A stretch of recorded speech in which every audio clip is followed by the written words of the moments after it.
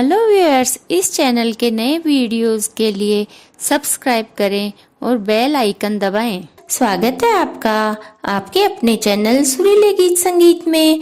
आज मैं आपको प्रदोष व्रत कथा सुना रही हूँ। प्रत्येक महीने के कृष्ण व शुक्ल दोनों पक्षों की त्रयोदशी को प्रदोष व्रत आता है। यह व्रत शिव जी को प्रसन्न करने के लिए किया जाता है। इस व्रत के प्रभाव से संपूर्ण पाप नष्ट होते हैं और सभी मनोकामनाएं पूरी होती है। प्रदोष व्रत कथा शुरू करने से पहले मैं आपको यह बता दूं कि प्रदोष व्रत में वारों का बहुत महत्व है। जैसे जिस दिन शनिवार हो और उस दिन प्रदोष हो तो पुत्र प्राप्ति के लिए शनि प्रदोष से व्रत आरंभ करना चाहिए। रवि प्रदोष व्रत आयु वृद्धि व आरोग्य के लिए, सोम प्रदोष व्रत अभिष्ट सिद्धि हेतु, मंगल प्रदोष व्रत रोगों से मुक्ति व स्वास्थ्य हेतु तथा बुध प्रदोष व्रत सर्व कामना सिद्धि हेतु करना चाहिए। और गुरु प्रदोष व्रत शत्रु विनाश हेतु, शुक्र प्रदोष व्रत सौभाग्य व स्त्री की समृद्धि हेतु किया जाता है। सूत जी के कथनानुसार प्रदोष यानी त्रयोदशी का व्रत करने वालों को 100 गाय दान करने का फल मिलता है। अब मैं पूजन विधि में थोड़ा सा बताती हूँ। कुशा के आसन पर बैठकर उत्तर या पूर्व दिशा की ओर मुख करके बैठें और भगवान शंकर की पूजा करें। ओम नमः शिवाय का जाप करते हुए जल चढ़ाएं। जल चढ़ाते हुए इस बात का विशेष ध्यान रखें कि जलधारा टूटे नहीं। इसी प्रकार मंत्र का जाप ओम नमः शिवाय लयबद्ध हो। जल चढ़ाते समय यदि आंखें खुली हैं तो आपकी दृष्टि जलधारा पर टिकी होनी चाहिए, और यदि भाव से आंखें मुंद गई हो यानी बंद है तो ध्यान ओम नमः शिवाय मंत्र जाप में ही होना चाहिए। उसके बाद पूरे विधि विधान के अनुसार पूजा करें और कथा करें। कथा करने के बाद आरती करें। अब मैं आपको प्रदोष व्रत कथा सुनाती हूँ। प्राचीन काल में एक गरीब विधवा ब्राह्मणी थी। उसके एक पुत्र था जिसको वह सवेरे अपने साथ भिक्षा के लिए ले जाती थी और शाम को अपने साथ घर ले आती थी। देवयोग से एक दिन उसे रास्ते में महर्षि शांडिल्य के दर्शन हुए। महर्षि के मुख से प्रदोष व्रत व शिव पूजन की महिमा सुनकर उस ब्राह्मणी ने प्रदोष व्रत की विधि पूछी। उसके श्रद्धा और आग्रह से ऋषि ने उसको शिव पूजन की विधि बताई और कहा कि अपने पुत्र से भी शिव पूजा व प्रदोष व्रत कराओ। यह सुनकर उसने अपने पुत्र सहित नतमस्तक होकर मुनि के चरणों में प्रणाम किया और बोली, हे ब्राह्मण देवता, आज मैं आपके दर्शनों से धन्य हो गई हूँ।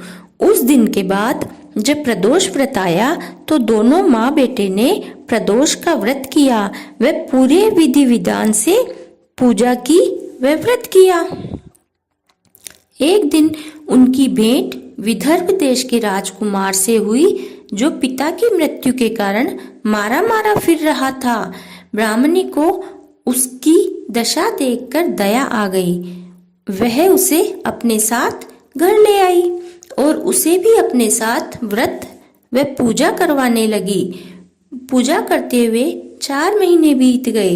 एक दिन राजकुमार ब्राह्मण पुत्र के साथ वसंत ऋतु में वन विहार करने के लिए गया तो उन्हें वहां पर सैकड़ों गंधर्व कन्याएं खेलती हुई दिखाई पड़ी। ब्राह्मण कुमार उन गंधर्व कन्याओं को क्रीड़ारत देखकर राजकुमार से बोला, यहाँ पर गंधर्व कन्याएं विहार कर रही है, इसलिए हम लोगों को अब आगे नहीं जाना चाहिए। राजकुमार ने उसकी बातों को अनसुना कर दिया। इस पर ब्राह्मण कुमार तो वापस आ गया कर और राजकुमार गंधर्व कन्या के पास चला गया और बातें करने लगा। उस गंधर्व कन्या का नाम अंशुमति था। उसने सोचा कामदेव के समान सुंदर रूप वाला यह राजकुमार कौन है? उसने अपनी सखियों से कहा कि तुम वन में जाकर ताजे फूल तोड़ कर लाओ, मैं यहीं पर तुम्हारी प्रतीक्षा करूंगी। सखियों को भेजने के बाद राजकुमारी ने राजकुमार से प्रश्न किया, हे कमल के समान नेत्रों वाले, आप किस देश के रहने वाले हैं और आपका यहाँ पर आगमन कैसे हुआ? यह सुनकर राजकुमार ने उत्तर दिया कि मैं विदर्भ राज का पुत्र धर्मगुप्त हूँ। मेरे माता पिता स्वर्गवासी हो चुके हैं। शत्रुओं ने मुझसे मेरा राज्य हरण कर लिया है। अब आप बताइए कि आप कौन हैं? तो गंधर्व कन्या ने कहा कि मैं विद्रविक नामक गंधर्व की पुत्री अंशुमति हूँ। मैं अपनी सखियों को छोड़कर आपसे बातचीत के लिए यहाँ आई हूँ और मैं चाहती हूँ कि आपका और मेरा प्रेम सर्वदा बना रहे। इतनी बात कहकर गंधर्व कन्या ने अपने गले का बहुमूल्य मुक्ताहार राजकुमार के गले में डाल दिया।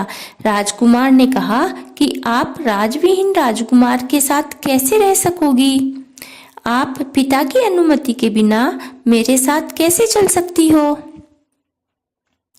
इस पर राजकुमारी ने कहा कि परसों प्रातःकाल आप यहाँ आना।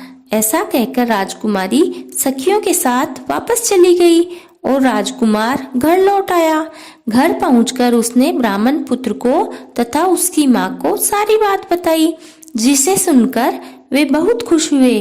गंधर्व कन्या द्वारा निश्चित दिन को वह राजकुमार ब्राह्मण पुत्र के साथ उसी वन में पहुंचा। वहां पर गंधर्व राज ने उन दोनों का स्वागत किया और सुंदर आसन पर बिठाया और राजकुमार से कहा कि मैं परसों कैलाशपुरी गया था। वहां शिव पार्वती जी विराजमान थे। उन्होंने आज्ञा दी कि पृथ्वी पर धर्मगुप्त नामक राजकुमार घूम रहा है। शत्रुओं ने उनके वंश को नष्ट कर दिया है। वह सदा ही मेरी सेवा व भक्ति करता है, इसलिए तुम उसकी सहायता करो और शिवजी की आज्ञा से मैं अपनी पुत्री तुम्हें सौंपता हूँ। इतना कहकर गंधर्व ने अपनी पुत्री का विवाह राजकुमार के साथ कर दिया। दहेज में अनेक बहुमूल्य रत्न, रथ, दास दासियां दिए तथा शत्रुओं पर विजय पाने के लिए गंधर्वों की चतुरंगिनी सेना भी दी। राजकुमार ने गंधर्वों की सहायता से शत्रुओं को नष्ट कर दिया और वह अपने नगर में प्रविष्ट हुआ। मंत्रियों ने राजकुमार को सिंहासन पर बैठाकर राज्याभिषेक किया। जिस ब्राह्मणी ने उसका पालन पोषण किया था उसे राजमाता के पद पर बिठाया और ब्राह्मण पुत्र को अपना भाई मानकर उसे प्रधानमंत्री बनाया। इस प्रकार प्रदोष व्रत व शिव पूजन के प्रभाव से उनके सभी कष्ट दूर हुए और वे परम पद के अधिकारी बने। बोलो ओम नमः शिवाय। अब मैं आपको शिव जी की आरती सुनाती हूँ। कर्पूर गौरम करुणावतारम संसार सारम भुजगेन्द्रहारम सदा वसन्तं हृदयारविन्दे भवं भवानी सहितं नमामि।